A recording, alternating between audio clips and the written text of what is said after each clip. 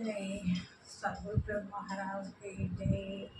अमलांबा श्रीमती घंटीकोट सुभद्रम सद्गुरु प्रभु महाराज की जय। श्रीधर सिद्धरामेश्वर अब्दुल प्रभु महाराज नमो नमः। जय गुरुदेवा।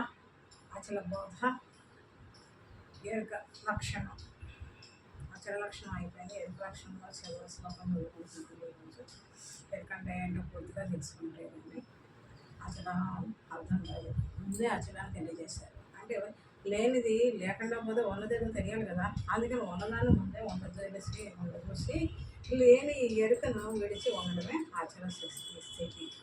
అచల లక్షణం 64వ పద్యం. దీన్ని భావార్థ సహితంగా తెలుసుకుందాం. భాగవత కృష్ణదేశ ప్రభువులు రచించిన పదార్థాలు నేమాని రామం గారు భావార్థ సహితంగా మనకి వివరణ ఇచ్చారు. జై సద్గురు ప్రేమ్ మహారాజ్. జై గురుదేవ్.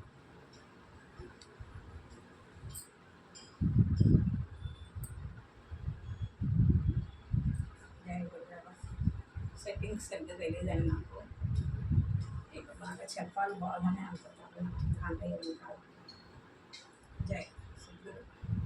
ఎరుకైన భూతములని వెరుగుము ఆకసముగాల్పోయింగమని మీ నీళ్ళరవంద నేలయని నేనెరిగిన పద్ధతిని నీకు ఎరిగించినాను. ముజ్జగములయ్యే వీట్లతోనూ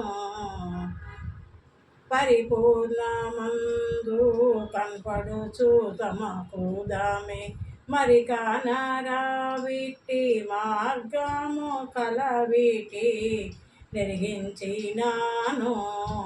ముజ్జగము దయ్యే వీట్లతోనూ. జయ గురుదేవ. మరొకసారి పద్యం క్షుణ్ణంగా తెలుసుకుందాం.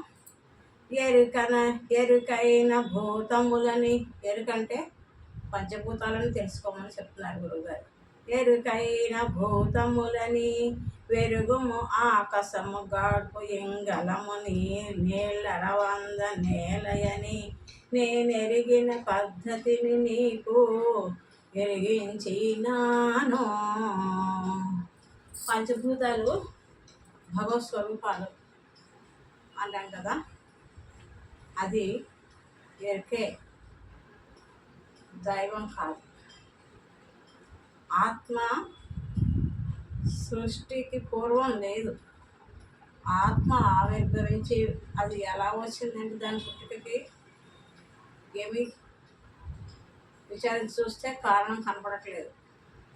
తనకు తానుగా స్వయంభూ ఉద్భవించి యావత్ సృష్టి చేసింది అని నిరాకార పరబ్రహ్మనందు సృష్టి పూర్వం ఏమీ లేని నిరాకార బ్రహ్మనందు తనకు తానుగా త్రిగుణాత్మక శక్తి జ్యోతిర్మయ బిందువు ఒకటి ఏర్పడి దాని నుంచి శబ్ద బ్రహ్మం ఓంకారం నుంచి 56 అక్షరాలు భాష ఏర్పడి ఆ శక్తి సమూహంగా సృష్టి స్థితి లయాలకి కారణమైన బ్రహ్మ విష్ణు మహేశ్వరుడు, ఆకాశము, వాయువు, అగ్ని, జలము, పృథ్వీ వీటికి వారు అధిదేవతలుగా వారికి మళ్ళీ శక్తులు, పంచశక్తులు, పంచబీజాలు, ప్రాణశక్తి ఉన్నారు కదా, బీజాలు, పంచబీజాలు, పంచశక్తులు, అలాగా పంచభూతాత్మక జగత్తు ఏర్పడింది. అందులో ఒక భాగమే ఈ బ్రహ్మాండం. అయితే ఇది భగవంతుడని మనం భ్రమపడుతున్నాం. అద్వైతులకి ఇది భగవత్ స్వరూపమే, కానీ వాళ్ళకి జన్మరహితం అవదు. అద్వైతమతమైన ఏదైనా ఎరుకను నిలుపుని చేసే సాధనలు అవి. మనం ఎరుకను విడనాడి జనన మరణాలకి ఫుల్ స్టాప్ పెట్టే యోగ సాధన. ఇందులో మనం సృష్టికి పూర్వం ఉన్న నిర్మల స్థితిని తెలుసుకుంటాం. అదే ఉన్నది. ఈ అహంతో నిన్న ఈ పంచభూతాత్మకి జగత్తు లేదు, తోచబడింది. దాని యందు తోచబడింది కానీ దానికి మూలం ఏది లేదు. మాయాస్వపరిత బ్రహ్మ అంటారు. ఇదంతా మాయ, పరమాత్మ మాయచే జనించబడింది జగత్తు. మరి ఈ మాయను దాటితే మనకు నిజస్థితి తెలుస్తుంది. ఆ మాయను దాటే విధానమే ఈ అచల బోధ, పరిపూర్ణ బోధ. సాక్షాత్ శ్రీమన్నారాయణుడే సృష్టి చేసిన ఆది పురుషుడే. సృష్టిని దాటి మనం నిజస్థితిని తెలుసుకొని జన్మరహితం అయ్యే విధానాన్ని కూడా మనకి బోధించారు.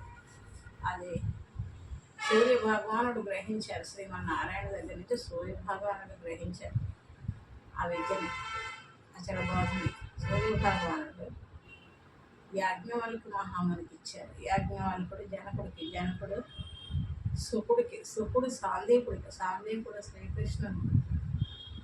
ఆ శ్రీ మహావిష్ణువే మళ్ళీ కృష్ణావతారం ఎత్తి గురుసేవ గురు శుశ్రూష చేయందే మోక్షానికి అర్హులు కాదని గురు మంత్రోపదేశం గురువు ద్వారా తెలుసుకొని అహం రహితమైన స్థితి గురుసేవలోనే కానీ తరించే విధానం లేదని కృష్ణుడిగా అవతరించి సాందేవుల వారి దగ్గర సేవలు చేసి 12 ఏళ్ళు సేవలు చేసి వారి అనుగ్రహంగా అసలు బోధని తెలుసుకున్నారు శ్రీకృష్ణుడు వారు.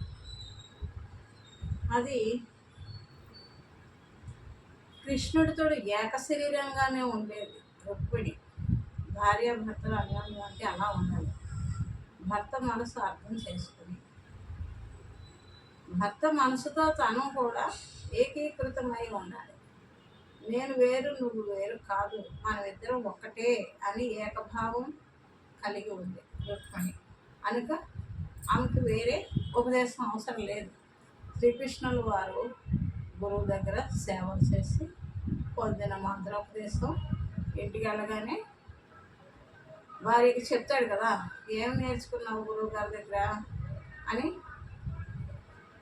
భార్య అడిగినా అడగకపోయినా మనం చిన్నపిల్లలు స్కూల్కి వెళ్ళి ఇంటికి వచ్చాక తల్లి దగ్గర కూర్చుని స్కూల్లో ముచ్చట్లు చెప్తారు కదా, అలాగే గురుకులానికి వెళ్ళి 12 ఏళ్ళు గురు శుశ్రూష సేవ చేసి నేర్చుకొచ్చిన విద్యని మరి ఎవరికి చెప్పుకుంటారు? అక్కడ పొందిన ఆనందాన్ని భార్యకే చెప్తారు. ఏకాంత మందిరంలో రుక్మిణి భామ దగ్గరికి వెళ్ళి శ్రీకృష్ణ వారు తన గురుకుల ముచ్చట్లు చెప్తూ ఉంటారు. ఆ మంత్రోపదేశం పొందడం చాలా అద్భుతం కదా. జన్మరణాలు దాటడం అంటే దేవాది దేవులకు కూడా సాధ్యం కాదు. యక్ష గంధర్వ కిన్నెర పురుషులకు కూడా సాధ్యం కాదు. ఒక్క మానవ జన్మ ఎత్తి గురువు అనుగ్రహంగా అచల గురువు దొరకడం చాలా అద్భుతం. అచల గురువుని పొంది వారికి 12 ఏళ్ళు సేవ చేసి వారు అనుగ్రహంగా వసగిన మంత్రాన్ని జన్మ తరింపజేసే మంత్రాన్ని ఉపదేశం పొందడం అనేది సామాన్యమైన విషయం కాదు. అందుకని ఆ ముచ్చట భార్యామణితో చర్చిస్తారు. ఏం నేర్చుకున్నావు గురువుగారి దగ్గర అంటే ద్వాదశి మంత్రం చెప్తారు.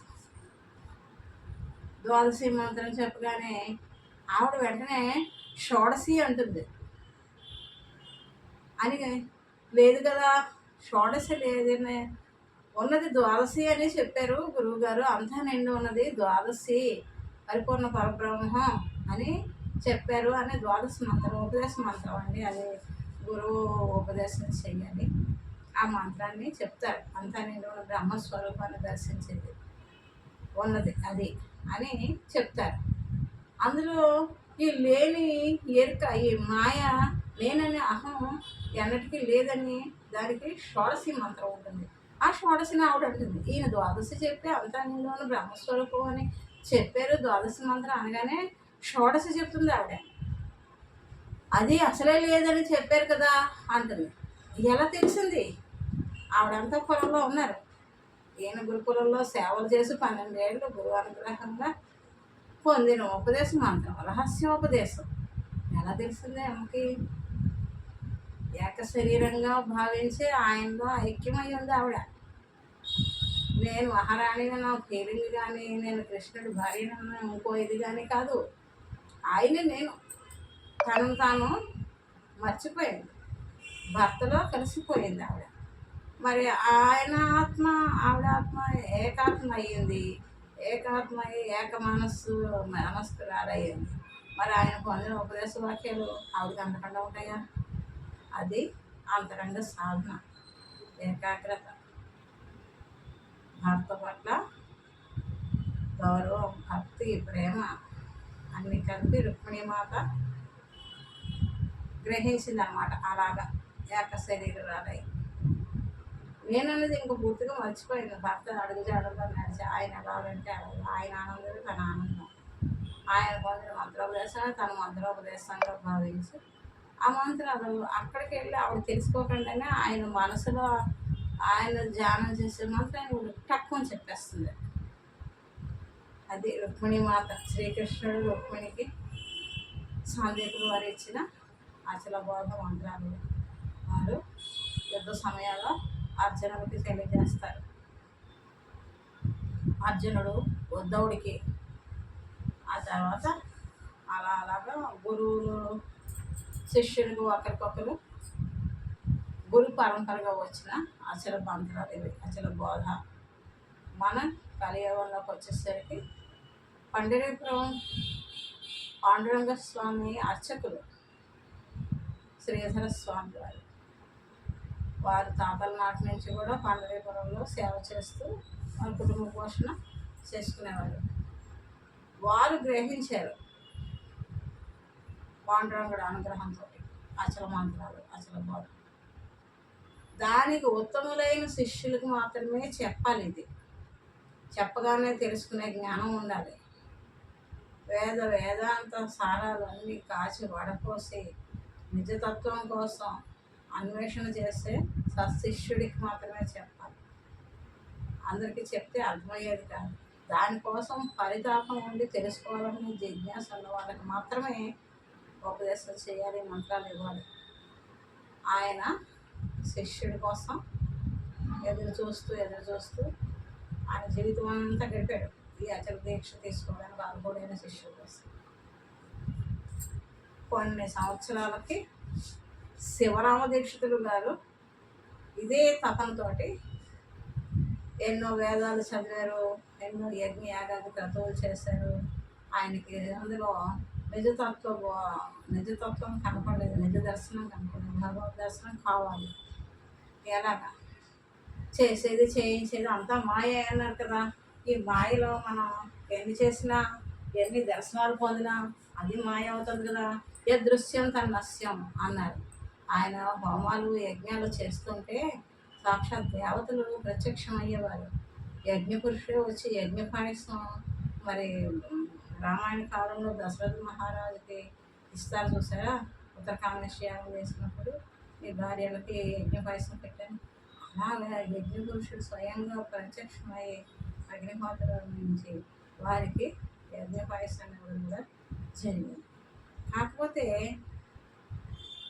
ఏది తలుచుకుంటే ఆ దేవత ప్రత్యక్షం అవుతుంది, ఆనందం కలుగుతుంది.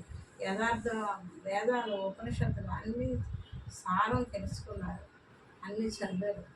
4 వేదాలు, ఒక్క వేదానికే మన జీవితం సరిపోదు. ఒక వేదంలో కొన్ని మనసులే మనం చదవలేము. అలాంటిది 4 వేదాలు చదివి వాళ్ళు వేసి ఎంతోమంది శిష్యకోటిగా ఆయన వేదాల గురువుగా కూడా ఉన్నారు. మరి చుట్టుపక్కల గ్రామాల అందరినీ కూడా బ్రాహ్మణ పుత్రులందరినీ పిలిచి యాగాది క్రతువులు చేసేవారు. అటువంటి బ్రాహ్మణ వంశంలో పుట్టిన శివరామ దీక్షితులు గారు యథార్థ అన్వేషణ కావాలి, యథార్థాన్ని తెలుసుకోవాలి. ఇది సత్యం కావాలి. కంటికి కనిపించేదంతా నశించేది ఇదంతా మాయ అన్నప్పుడు మరి నిజతత్వం తెలియాలి కదా. ఇదంతా మాయ, కంటికి కనిపించేదంతా మాయ మన అనుభవం పొందుతుంది, ఆనంద స్థితి కలుగుతుంది, భగవత్ సాక్షాత్కారం అవుతుంది. ఇవన్నీ తెలుసుకునే తెలుగుతోటి తెలుసుకుంటున్నాం కదా. మరి యథార్థం కాదు, ఇది మాయ అంటున్నారు. సత్యమైంది ఏది అని అన్వేషణకి వెళ్తారు. భార్యాపిల్లల్ని యజ్ఞయాగాదికతో అన్నీ విడిచిపెట్టేసి నాకు నిజస్థితి తెలియాలి, యథార్థం తెలియాలి, జన మరణాలు దాటే విధానం తెలియాలి, నేను దానికోసం గురువుల్ని అన్వేషణ చేస్తూ వెళ్తున్నాను. నేను నా గమ్యాన్ని చేరుకుని నా కోరిక సిద్ధించాక నేను తిరిగి వస్తాను, మిమ్మల్ని కలుస్తాను, లేకపోతే నా గురించి మీరు విచారించగానే భార్య పిల్లలు చెప్పేసి విడిచిపెట్టేసి తన స్వగ్రామాన్ని వెళ్ళిపోతాడు. అన్వేషణ చేయగా శ్రీధర స్వామి ఆయనకు తారసపడతాడు. ఆ శ్రీధర స్వామి దగ్గరికి వెళ్ళి ఈయన మనసులో ఉన్న అనుమానాలు అవి అడగకుండానే నా సమస్యలకి సమాధానం చెప్పగల సద్గురువు ఈయనే అని ఒక నమ్మకం కలిగి ఆయన చూడగానే మనసులో ఆనందం పొంది ఆనంద భాషలు కాకపోతూ ఉంటాయి. గురుదేవ ఇన్నాళ్ళకు మీ దర్శనం లభించింది అనేసి ఆయన పాదాలు పొంది వస్తారు. అలాంటి శిష్యుడి కోసం ఆయన ఎదురు చూస్తున్నారు కదా. శిష్యులు చూసి ఆయన కూడా ఎంతో తప్పి ఉగ్గురిపోయి మరి నాయన యథార్థాన్ని నేను తెలియజేస్తాను, ఈ సమస్యలన్నీ క్షణంలో తీర్చగలరాలు అని చెప్తారు. చెప్పి పరిపూర్ణం ఒకటి లేని ఎరుక అనేది ఒకటి ఉండు, పరిపూర్ణం ఎరుకాల పెరిగి ఎరుకను అనుభక్త వినుమాన సంశయమిక బాధింపదు. పరిపూర్ణం అనేది ఒకటి ఉందైనా ఈ లేని ఎరుక అనేది ఒకటి ఉంది. ఈ ఉన్నదాన్ని ఈ లేనిది వచ్చి అంతా కూడా తానే అయి ఉంది కాబట్టి ఆ ఉన్నది మరుగై ఉంది. మనకి ఈ లేనిది యథార్థం అని అందరూ భ్రమలో ఉన్నారు. ఈ లేని దాన్ని లేకుండా చేసుకుంటే ఉన్నది ప్రత్యక్ష బ్రహ్మం అని చెప్తారు. అయితే ఆయనకి ఉపదేశం కావాలి, నాకు ఇంకా క్లియర్గా చెప్పండి గురువుగారు, ఆయన మీ పాదాలు పట్టుకుంటాను, నాకు అర్థం కావలేదు అని కాలువే పడతారు. కాలువే పడి ఆయన ప్రాధేయపడితే అప్పుడు అచలతత్వం, అచల లక్షణం, ఎరుక లక్షణం, మరి ఎరుక ఉత్పత్తి, ఎరుక ఎలా పుట్టింది, ఎరుకను ఎలా వదలాలి, ఎరుకను వదిలిన పురుషుడు ఎలా ఉంటాడు, పరిపూర్ణ స్థితి కలిగిన వారు ఎలా ఉంటారు, అటువంటి గురువులు ఎలా ఉంటారు, ఇవన్నీ కూడా పద్యాల రూపంగా ఆయన బోధని భాగవత కృష్ణదేశ కూడా రచించారు. అవి చాలా అద్భుతమైనవి, చాలా అమూల్యమైనవి రత్నాలు. రత్నాన్ని మనం ఎంత భద్రంగా దాచుకుంటాం, ఒక వజ్రమే ఉందనుకో ఎంత భద్రంగా దాచుకుంటాం. ఎందుకు ఒక కాసు బంగారం ఉన్నా దాన్ని ఏదో బాక్స్లో పెట్టి బీరువాలో పెట్టి అలాగే సీక్రెట్ అరలో పెట్టి దాచుకుంటాం, అయితే దాన్ని చూసుకుంటూ మిస్పోతుంది. అటువంటి రత్నాలు ఈ పద్యాలు, ఇవి మనకు లభించడం ఎన్నో జన్మల పుణ్య ఫలం. ఇంకా చిట్టచివరి జన్మ, ఎన్ని జన్మముల చేసిన పాపము ఈ జన్మములో విడునన్నా, అన్నిటికీ కడసారి జన్మము సత్యంబిక పుట్టుట సున్నా, తారక మంత్రము కోరిన దొరికెను ధన్యుడనైతిని ఓరన్నా అని రామదాస్ గారు మంత్రోపదేశం పొందినప్పుడు ఇంత అద్భుతమైన ఆనందాన్ని పొందుతూ పాడుతున్న పాట. అలాగా కోటాను కోట్ల జన్మల పుణ్యఫలంగా అసలు బోధ దొరికింది, అసలు గురువులు మనకు లభించారు. వాళ్ళు ఎన్నో కష్టాలు పడి ఎన్నో మందిని అన్వేషణ చేసే గురువుల్ని, సాధువులు, సత్పురుషుల్ని, వారి సత్సంగాలకి వెళ్ళి వాళ్ళు గ్రహించిన బోధని మనకి సునాయాసంగా తల్లి వంట చేసి పిల్లలకి రుచికరమైన భోజనం పెట్టినట్టుగా మనకి అందించారు బోధని. మనం ఏం చేయాలి, రుచికరమైన భోజనం పెట్టినప్పుడు వంకలు అట్టకుండా పేరు అట్టకుండా కడుపు నిండా సంతోషంగా భోజనం చేయాలి, తిన్నదాన్ని జీర్ణం చేసుకోవాలి.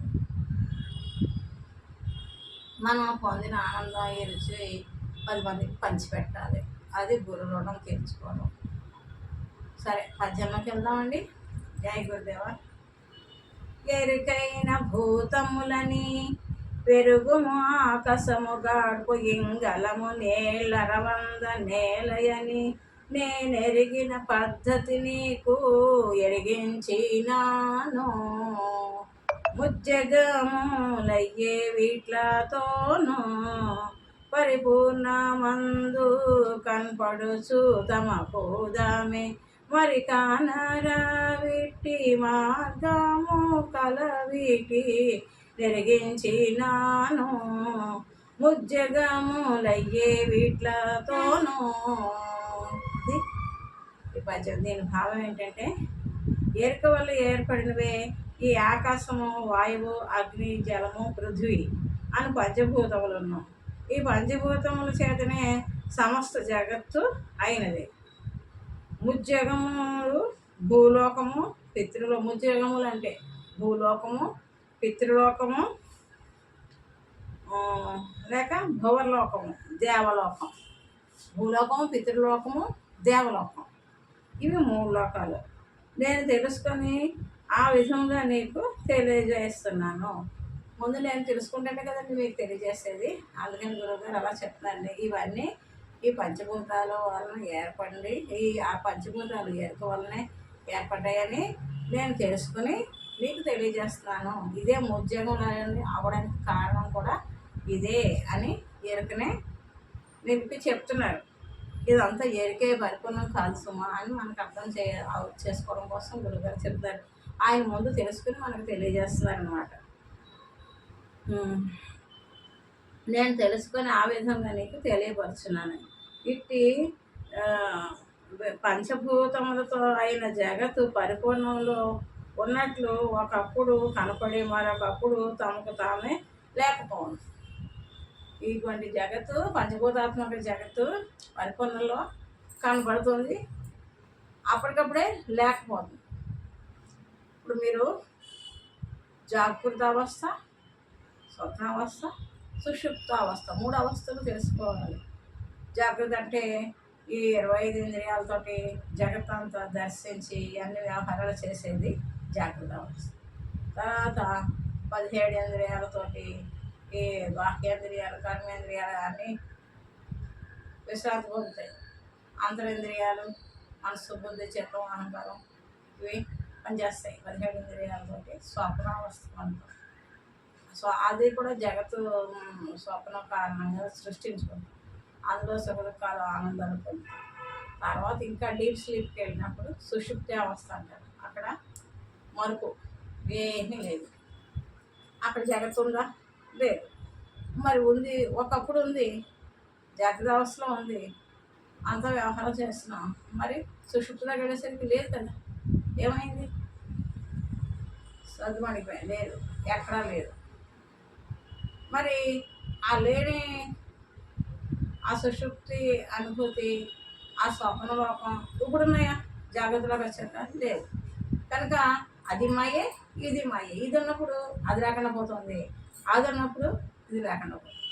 కాబట్టి ఇదంతా మాయ. ఒకప్పుడు ఉండి ఒకప్పుడు లేనిదంతా మాయని తెలుసుకోవాలి. అది తెలియబట్టి ఒకప్పుడు కనపడి మరొకప్పుడు తమకు తామే లేకుండా పోవచ్చు.